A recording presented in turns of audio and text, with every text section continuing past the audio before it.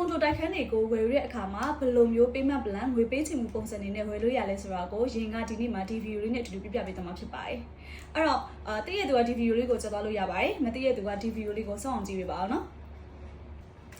ပုံမှန်အားဖြင့်ကွန်ဒိုတိုက်ခန်းတွေဝယ်ရတဲ့အခါမှာဆိုလို့ရှိရင်ရေဘူးရဆိုလို့ရှိရင်ပေါ့နော် payment plan 3မျိုးနဲ့ဝယ်လို့ရပါတယ်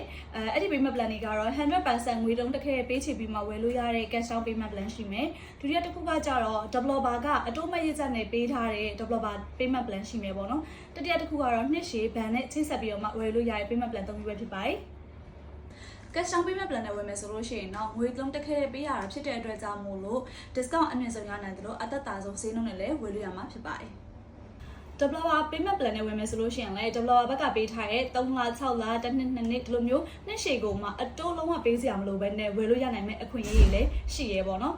အဲ့လိုမှမဟုတ်ဘဲနဲ့ဘဏ်စိတ်နဲ့ဝင်မယ်ဆိုလို့ရှိရင်လည်းကိုကငွေတုံးတစ်ခဲရင်းစရာမလိုဘဲနဲ့အခန်းတံငွေ30ရာခိုင်နှုန်းပဲကနဦးပေးပြီးတော့မှနှစ်ရှည်15နှစ်ထိဒါမှမဟုတ်ရှင်25နှစ်ထိအရေးကြဝယ်လို့ရဖြစ်တဲ့အတွက်ကြောင့်မို့လို့ invest လုပ်တဲ့သူတွေအတွက်အရန်ကိုအားသာတဲ့အခွင့်အရေးရှိပါတယ်ဆိုတော့ payment plan 3ခုလုံးကတော့သူ့ရဲ့အားသာချက်နဲ့သူရှိရဖြစ်တဲ့အတွက်ကြောင့်မို့လို့ကိုယ်နဲ့အဆင်ပြေရ payment plan လေးကိုရွေးချယ်ပြီးတော့မှဝယ်ယူကြဖို့အတွက်ပြောချင်ပါတယ်ရှင်အခုရင်တို့ရဲ့ Amrabay ကိုနိုမှာဆိုလို့ရှိရင်လည်းရင်ပြပြသွားခဲ့တဲ့ payment plan 3မျိုးနဲ့စိုက်နှစ်တန်နဲ့ဝယ်လို့ရဖြစ်တဲ့အတွက်ကြောင့်မလို့အခန်းလေးလေးလာခြင်းနဲ့ဆိုလို့ရှိရင်တော့ရင်ရဲ့ဖုန်းနံပါတ်ဖြစ်တဲ့3999989444ဖုန်းနံပါတ်ကိုဆက်သွယ်ပြီးတော့မှစုံစမ်းမေးမြန်းလို့ရမှာဖြစ်ပါတယ်အားလုံးပဲနောက်ထပ်ဗီဒီယိုမှာပြန်လည်တွေ့ပါမယ်နော် bye bye